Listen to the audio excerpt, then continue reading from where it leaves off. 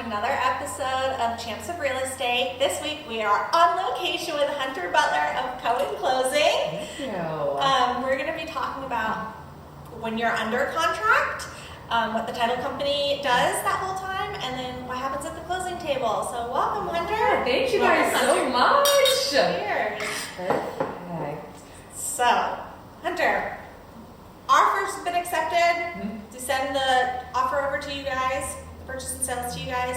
What do you do as the title company while we're waiting the 45 days? Yeah, so that's a great question. I think that's probably one of the main questions I get is, what do you do? Yeah. A lot of I people. don't even know. Yeah. We just print papers and make people sign. Yeah, right? We just have a great time over here. So it's actually funny because I think a lot of the times when we get the purchase and sales contract, a lot of times buyers and sellers, they'll reach out to us and they're just like, so who are you?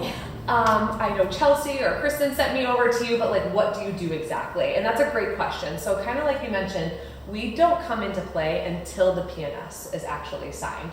So once we actually obtain that from either you or if there's a lender involved, at that point we actually put it into our system. The first point of contact everyone hears from us is on their information forms, which is very important to fill out, I'm gonna say. Some people, I think, of course, they're so excited that their offer got accepted that they totally overlook that email sometimes. So don't worry, we will track you down and find you if you do not fill it out, because there's very important things on there like socials that we're gonna need for state purposes, figuring out how you wanna take title on a deed as a buyer, everything like that. And we're always here to answer those questions. But the biggest part of us as a title company is actually doing the title search. So I like to admit that I am not in our title department. I give them so much credit with what they do. There, I explain it as investigators behind the scene. So they really take a look at the property and every owner that's been on it, going back to a certain year, and everything that's been placed as a lien on the property, making sure it's been properly paid off, and that something has gone on record confirming it's been paid off.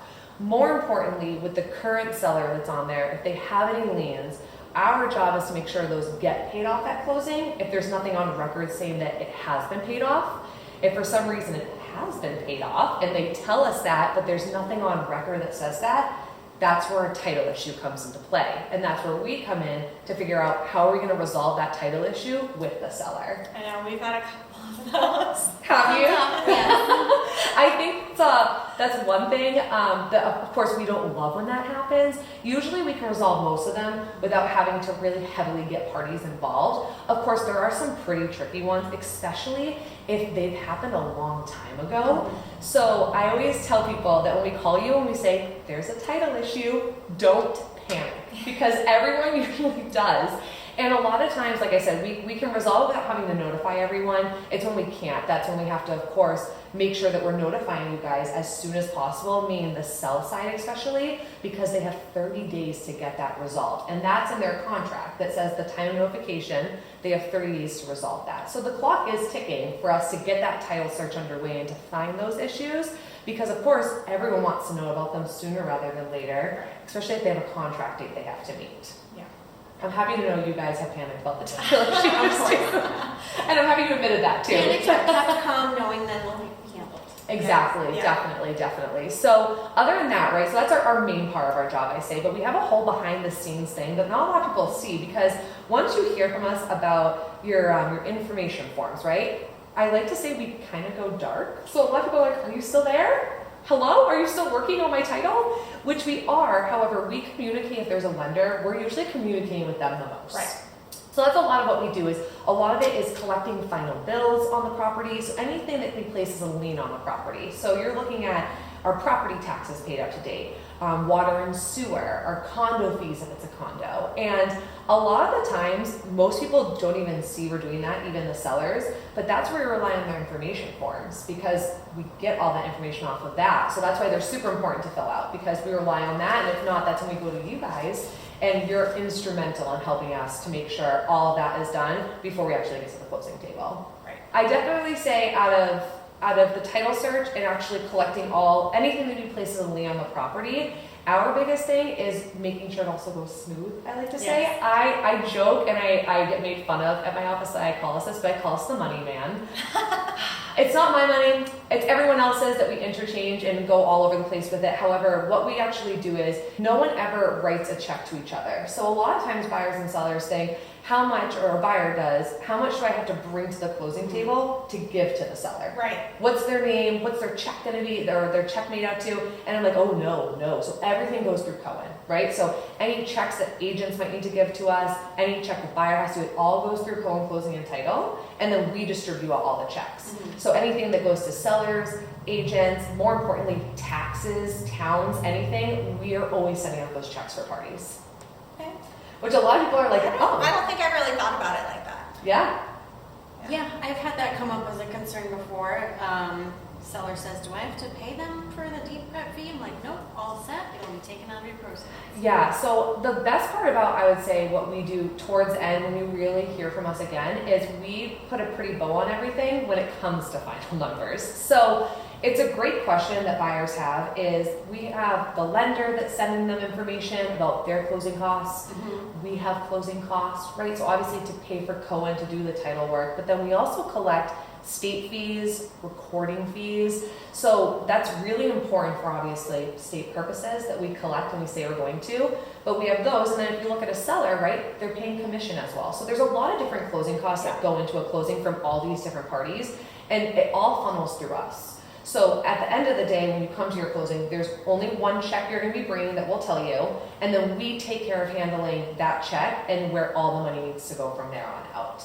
So always one check comes in from the buyers, and then one check goes to the sellers. So I do not handle that at Cohen. Our wonderful processing team does, and like I said, just like our title department, I give our processing department a ton of accolades because they love numbers.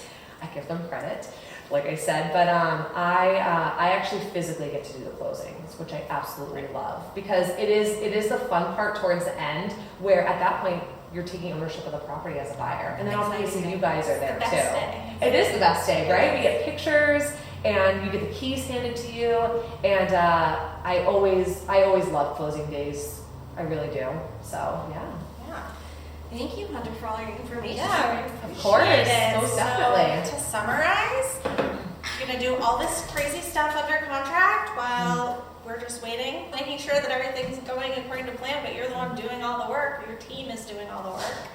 And then you come to closing day, they're gonna get their numbers ahead of time, and then sign papers for what, an hour or so? Yeah, I always say, usually, some people are like, Half hour. Yeah, it all depends on what the buyer's comfortable with, right? I have some buyers that they take their time and they want everything explained to them. And I have some buyers that come in and they're just like, I've done this before. I want to look at this, and this, and then tell me where to sign. So it all depends, but I would say, yeah, usually the longest I have is up to an hour. Yeah. And it depends if it's a cash transaction or if they're financing as well. A little bit more forms for financed. Oh, just a little bit. I like to say there's probably like 60 more forms with financing, which everyone expects usually because it's a loan and they've done so much paperwork throughout the process. The best part and the best piece of advice I give to people before they come to the closing table is all the paperwork from their lender they have seen before. A lot of it they've already e-signed. Right. So a lot of times they get to me and they're like, oh, I've seen this form a couple times. And I'm like, yep, here we are. And there's no better compliment than at the end of the closing when you have, especially a first-time home buyer, that's like, that didn't take 3 hours like my grandma said it was going to. Wait a minute. And so it is nice. And over the years, you know, of course, we had paperwork get added on, but it's just about how you go about it. And as long as you know they feel comfortable, which we always try to make them feel comfortable, figure out where they want the closing to be. So obviously if it's closer to the property, a lot of times, you know, we have people bring their parents. It really doesn't matter at that point, whatever makes them feel most comfortable when they're signing. Some people even bring their pets. Which I love.